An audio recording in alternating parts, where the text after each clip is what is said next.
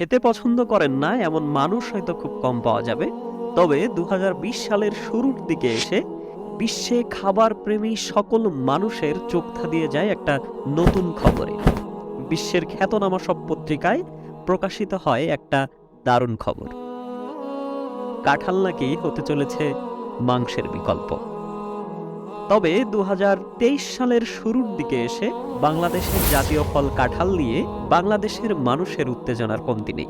মানুষ চেষ্টা করছে কাঁঠাল নিয়ে ভিন্ন ধর্মী রন্ধন প্রণালী প্রস্তুত করতে।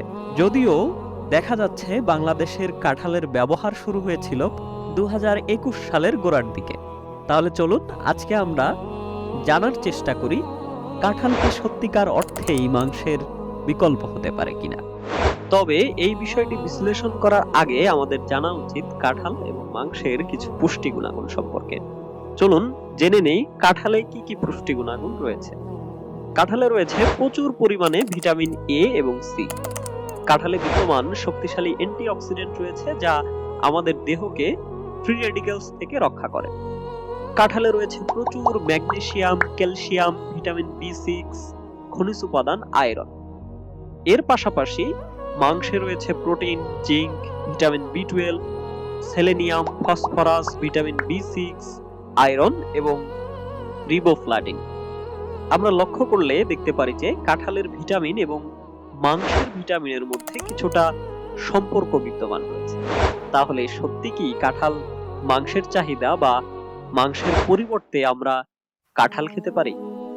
কাঁঠাল স্বাভাবিকভাবে মাংসের বিকল্প হিসেবে অনেক আগে থেকেই এর ব্যবহার শুরু হয়েছে। বিশেষত উদ্ভিদ ভিত্তিক খাবার মেনুতে যারা নিরামিষ ভোজন করে থাকেন তাদের কাছে অনেক বেশি জনপ্রিয়।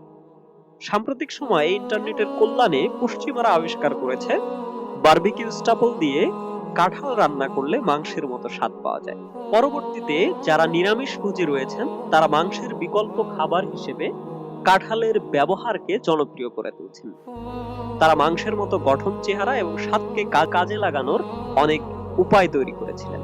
গ্রীষ্মমণ্ডলীয় দেশগুলোতে শতাব্দী ধরে থাইল্যান্ড, ইন্দোনেশিয়া, শ্রীলঙ্কা এবং ভারতের মতো দেশগুলিতে মধ্যাহ্ন ভোজন এবং রাতের খাবার হিসেবে কাঁঠালকে বিবেচনা করা হয়।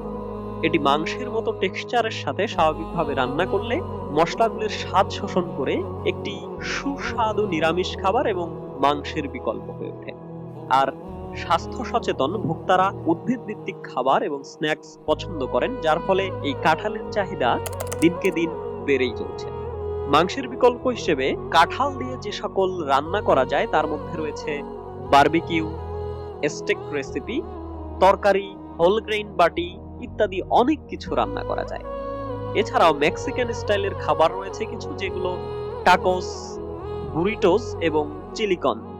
ইতালীয় পাস্তা সস এবং এশিয়ান কারিও রান্না করা যায় এই কাঁঠাল দিয়ে। এবারে আমরা যদি 100 গ্রাম কাঁঠাল এবং মাংসকে পাশাপাশি রেখে দেখতে চাই, তাহলে প্রতি 100 গ্রামে কাঁঠালের প্রোটিন রয়েছে 1 গ্রাম এবং প্রতি 100 গ্রাম গরুর মাংসে 21 গ্রাম প্রোটিন থাকে। ক্যালসিয়ামের দিকটি বিবেচনা করলে কাঁঠালে 24 মিলিগ্রাম এবং মাংসে 6 মিলিগ্রাম ক্যালসিয়াম থাকে। ভিটামিন এ হিসেবে 217 মিলিগ্রাম এবং ভিটামিন বি 0.8 মিলিগ্রাম থাকে মাংসে। এছাড়াও ভিটামিন বি6 কাঁঠালে থাকে 0.329 মিলিগ্রাম, যেটি মাংসে থাকে 0.26 মিলিগ্রাম। আসলে আমরা যদি মাংস এবং কাঁঠালকে পাশাপাশি রেখে দেখি, প্রকৃতপক্ষে প্রাণীজ আমিষের যে চাহিদা সেটি শুধুমাত্র মাংস দ্বারাই পূরণ করা সম্ভব।